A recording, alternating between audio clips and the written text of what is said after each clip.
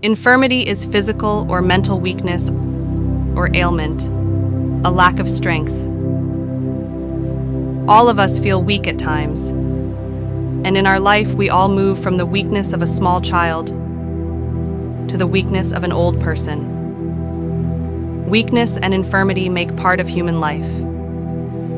It can even become the preferred place for the manifestation of God's love and His power.